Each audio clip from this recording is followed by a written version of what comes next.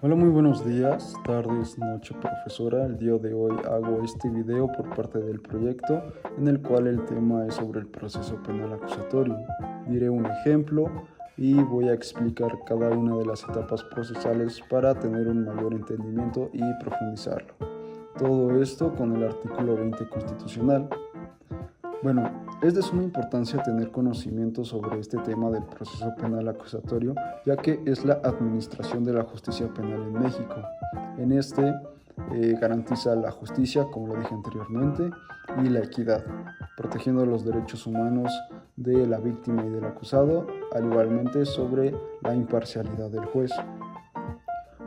Otro de los puntos importantes sobre el conocimiento de este tema del proceso penal acusatorio es sobre la protección de los derechos humanos, con fundamento en el artículo 20 constitucional, apartado B, fracción 1, en el que dice que toda persona se presume su inocencia mientras no se declare su responsabilidad mediante sentencia emitida por un juez.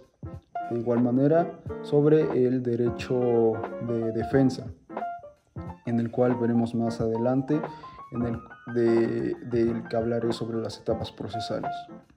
De igual manera, todas las personas tienen derecho a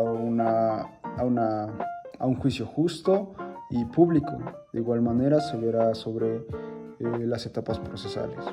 Todo esto también con fundamento en el artículo 20 constitucional, en el cual todo proceso penal acusatorio será oral y público mediante los principios de publicidad, contradicción, concentración, inmediación, etc. Todo esto se verá mucho más adelante conforme vaya avanzando este video. Voy a dar un ejemplo sobre un caso en el que se lleva a cabo el sistema penal acusatorio. Un ejemplo es en el que Juan Pérez comete un robo y lesiones a un comerciante de la ciudad de Puebla entre 16 de septiembre y Periférico, Colonia Granjas, Puebla, en el que el comerciante hace una querella ante el Ministerio Público para identificar a su agresor. Conforme a las etapas del proceso penal acusatorio, sería por primera etapa la investigación. En este se lleva a cabo toda recopilación de pruebas, la identificación de testigos y la determinación de la culpabilidad. La segunda etapa del proceso penal acusatorio sería denuncia o querella. En este caso, conforme al ejemplo que yo di, lleva a cabo la querella porque el comerciante fue quien denunció, porque él fue el sujeto pasivo en el cual recayeron todos los daños. Como tercera etapa sería la audiencia preliminar. En este sería la verificación de la denuncia o querella, la determinación de la competencia del tribunal y la fijación de la fecha para la audiencia de juicio. Como cuarta etapa sería la acusación, que en este se especifican los cargos y las pruebas. En este caso, como pruebas, en el ejemplo que yo di, serían los testimonios, los testigos en el momento en el que vieron todo lo que pasó conforme al robo y las lesiones. Como quinta etapa sería la defensa. En este se presenta la defensa de la parte acusada, al igualmente se especifican los argumentos y las pruebas. Como sexta etapa sería, este va muy de la mano con el artículo 20 constitucional, en el que veremos más adelante. El juicio será oral y público. En este caso se presentan las pruebas y los testigos, la interrogación a testigos y habrá argumentación entre las partes.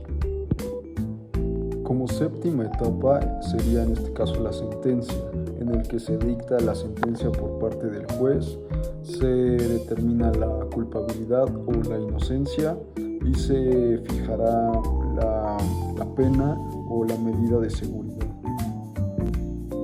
Como octava etapa, en este caso sería la apelación, que en dado caso de haber una inconformidad con la sentencia, habrá un recurso de apelación por parte del acusado, en el que habrá revisión de la sentencia por parte del Tribunal de Apelación. Como novena etapa del proceso penal acusatorio sería la ejecución de sentencia, que en este se dará cumplimiento a la sentencia o a la medida de seguridad, de igual manera el control de aquel cumplimiento. Todas estas etapas son de suma importancia para la resolución de un caso de procedimiento penal, ya que como vimos en cada una de las etapas va por un orden específico, que es la investigación sobre la denuncia o querella, las pruebas o testigos que se van a desahogar conforme a la audiencia y para verificar la culpabilidad o la inocencia del individuo. En este caso, conforme a mi ejemplo, yo puse el ejemplo que sí, que es culpable. Por ejemplo, hay que retomar si hay testigos que vieron el momento en el que Juan Pérez hizo el robo al comerciante en la colonia Granjas, Puebla, si hubo las lesiones, si hay pruebas por parte del sujeto pasivo, si hubo esquimiosis o cualquier tipo de lesión ante su integridad corporal. Y conforme a todo esto, si se verifica conforme a las pruebas desahogadas si es culpable o no, si es culpable, habrá una ejecución de sentencia.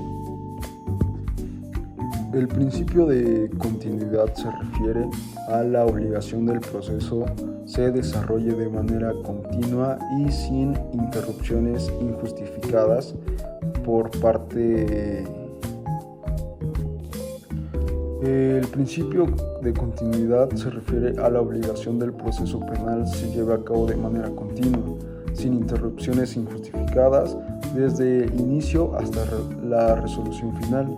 Y por último, es el principio de inmediación. En esto se refiere a que se garantiza que el juez lleve de manera directa, tenga una relación directa con las partes involucradas y de este modo garantizando la justicia, la equidad y la transparencia.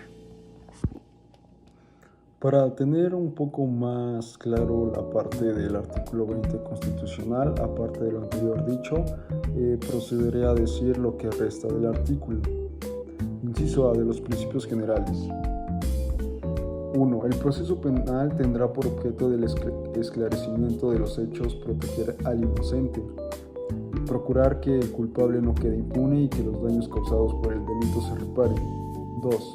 La audiencia se desarrollará en presencia del juez sin que pueda delegar en ninguna persona el desahogo y la valoración de las pruebas, la cual deberá realizarse de manera libre y lógica.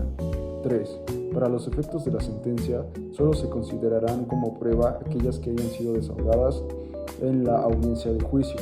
La ley establecerá las excepciones y los requisitos para admitir en juicio la prueba anticipada que por su naturaleza requiera desahogo previo. El juicio se celebrará ante un juez que no haya conocido del caso previamente. La presentación de los argumentos y los elementos probatorios se desarrollará de manera pública y contradictoria y oral.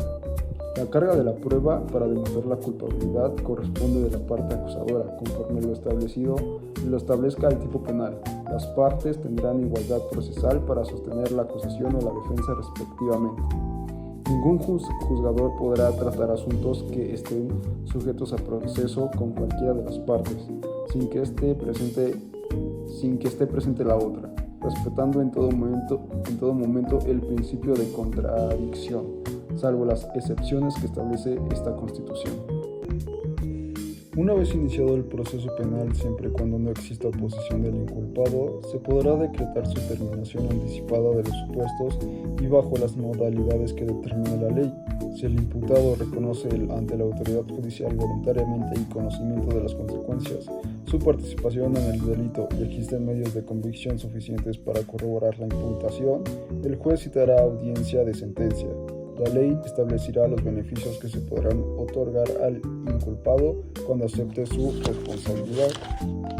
El juez solo condenará cuando exista convicción de la culpabilidad del procesado.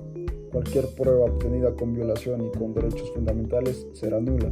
Los principios previstos en este artículo se observarán también en las audiencias preliminares a juicio.